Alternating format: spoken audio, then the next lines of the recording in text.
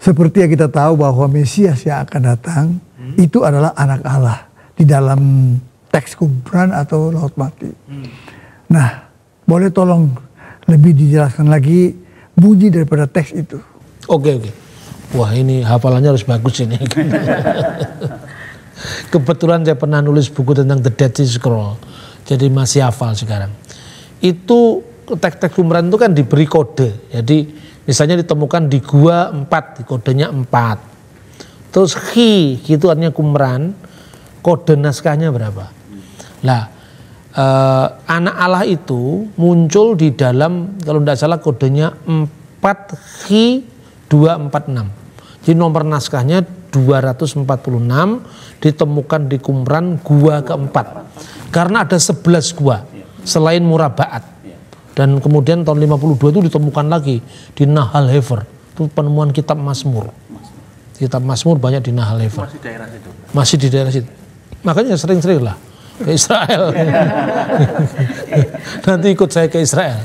Saya tunjukkan bagaimana tempat-tempat bersejarah itu sangat penting.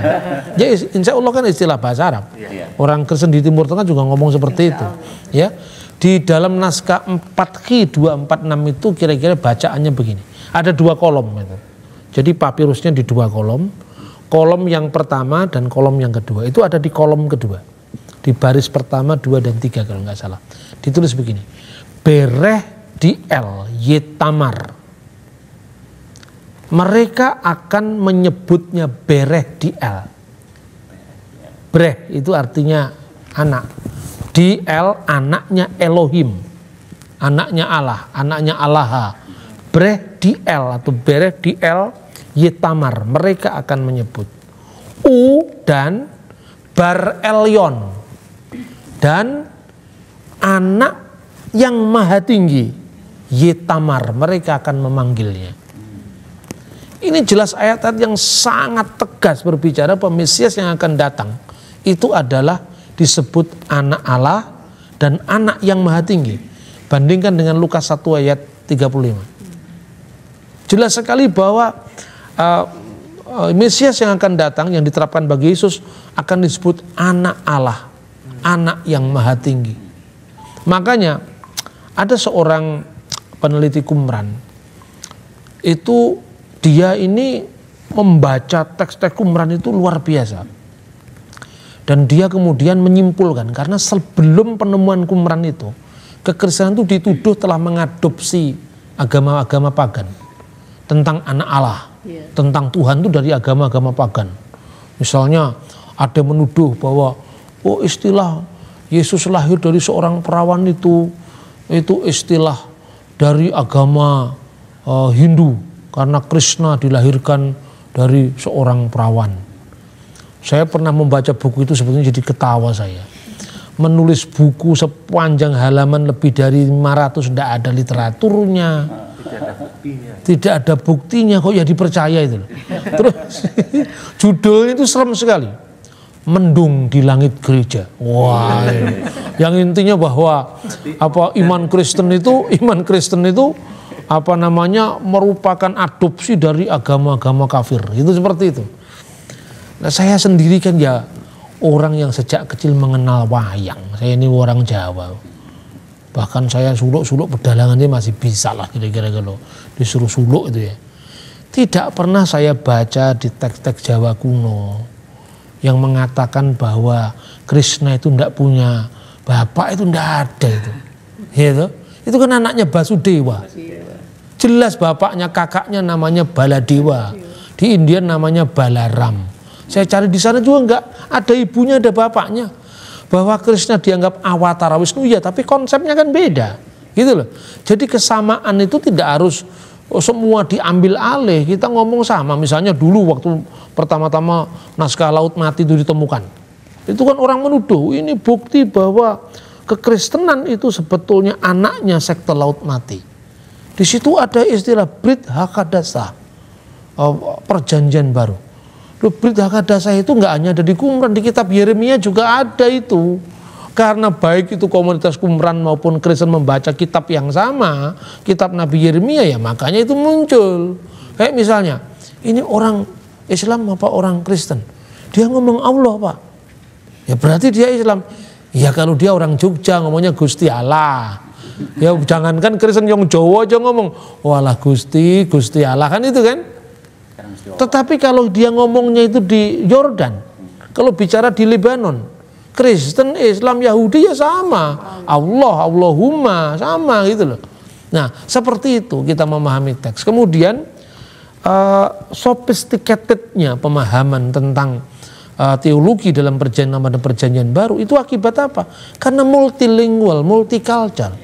Jadi dulu orang menuduh gelar Yesus Tuhan, kurios, itu diambil dari gelar pemujaan kaisar katanya. Iya toh?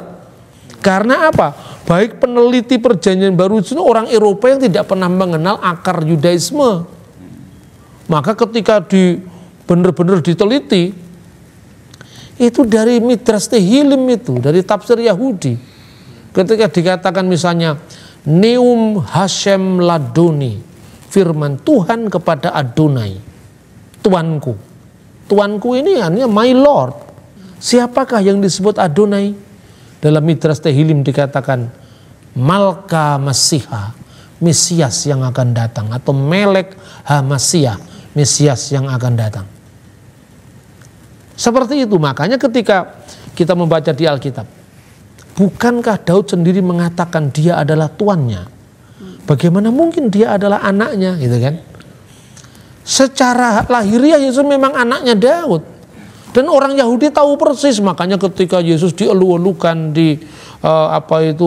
diberikan daun-daun palma, yaitu Hosana bagi anak Daud itu kan, Hosana itu kan gambaran orang Yahudi yang mengerti itu dari kitab Mazmur. Hosana, Hoseliyahna, ya Tuhan berikan kami keselamatan. Hoseliyahna, ya Tuhan berikan kami kemunculan. Itu setiap orang Yahudi tahu latar belakang itu dari Midrash. Tetapi dalam bahasa Indonesia kata Tuhan itu juga miskin.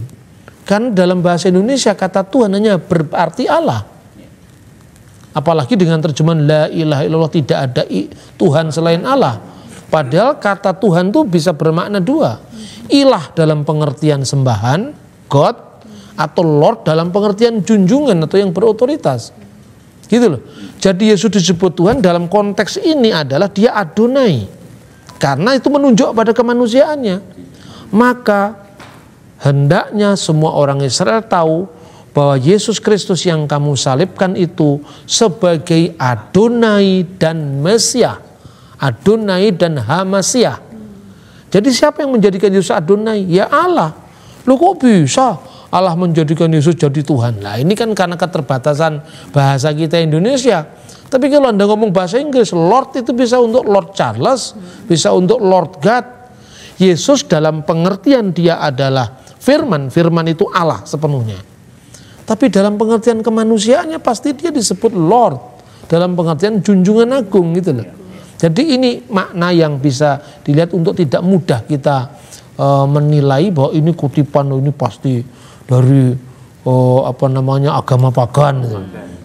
Bahkan kalau Anda lihat cerita tentang Rama, antara Rama di Thailand, Rama di Jawa, Rama di India itu beda sama sekali.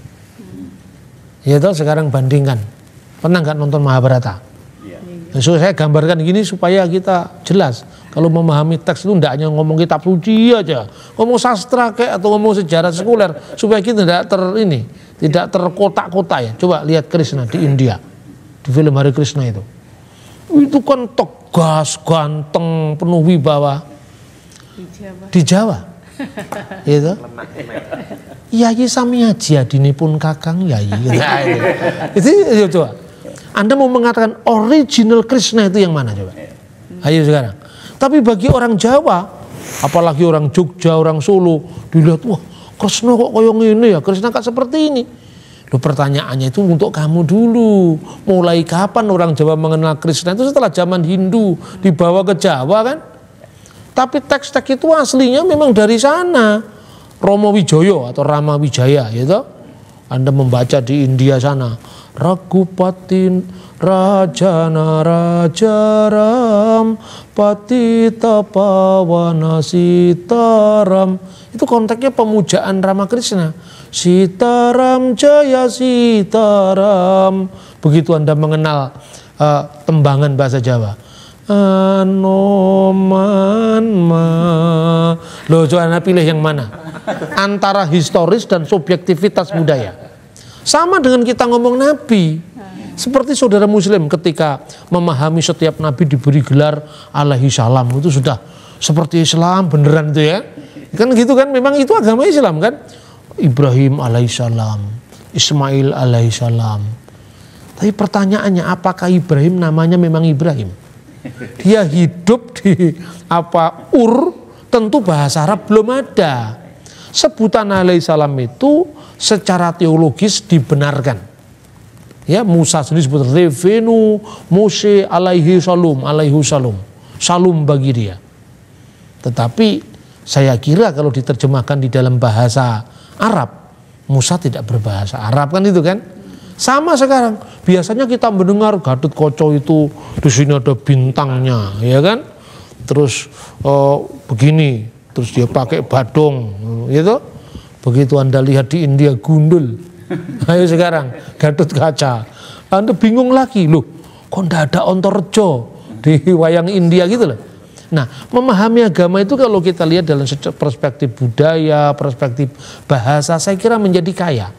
Tetapi agama itu juga menjadi sangat memiskinkan spiritualitas kita, bahkan intelektualitas kita ketika agama kita pahami secara rigid.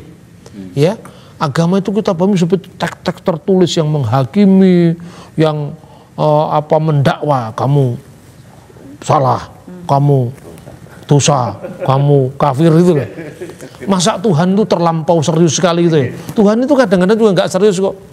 Buktinya apa? Ketika Menara Babel, ini agak meluas lagi nih. Mereka orang-orang yang mau menyaingi surga itu dia mengatakan, marilah kita membangun menara yang puncaknya sampai ke langit. Babel itu kan bahasa yang artinya bab itu pintu, L itu Elohim. Tapi di dalam Alkitab kita mengatakan mereka menjadi Balel bukan Babel. Karena apa? Mereka terserak-serak. Kata Babel itu permainan dimainkan dengan kata Balel. Iya toh? Sama dengan orang Jawa bikin parian. Jari ini bola kok ireng, jari ini sekolah kok ireng, sama dengan itu kan. Ini artinya apa? Artinya sesuatu yang ya, saya beragama itu bagi saya nggak terlalu inilah kayak hakim surga seolah-olah kita ini. Jangan begitulah. Begitu juga cara kita memandang agama lain tentu harus lebih bijak, lebih arif dan lebih objektif. Karena Kristen nggak bisa dilihat dari sudut pandang Islam. Begitu juga Hindu, Buddha, Konghucu. Jadi kita perlu holistik ya, Bang? Iya, holistik approach, pendekatannya mesti holistik. Tidak bisanya sepotong-sepotong, parsial, tidak bisa. Nah, makanya saya katakan tadi, kapan istilah anak Allah itu dimaknai secara ilahi, kapan itu dia manusia biasa, tergantung konteksnya. Gitu? Tidak bisa misalnya, maka anak-anak Allah menghadap Allah dalam kitab Ayub itu artinya malaikat. Nah, konteksnya kitab Ayub kan nggak sama dengan konteksnya kitab Kejadian, konteks kitab Daniel, konteks kitab Perjanjian Baru, saya kira seperti itu. Tidak bisa hitam putih karena makanya kita perlu eksegese, ya, bukan eksegese, memasukkan makna kita dalam tafsir, ya. Saya kira itu yang bisa kita diskusikan. Nanti kita berdiskusi dengan tema-tema lain yang lebih menarik, ya.